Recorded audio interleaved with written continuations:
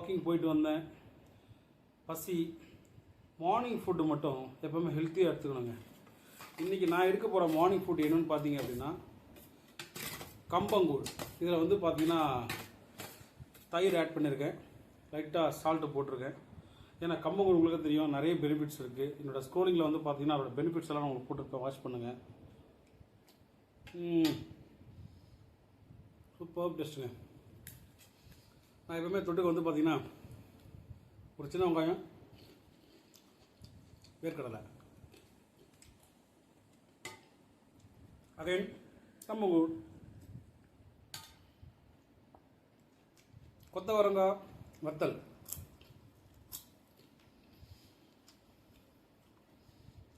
மாங்காய்,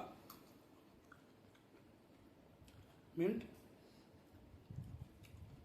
தேங்காய் துவையல்.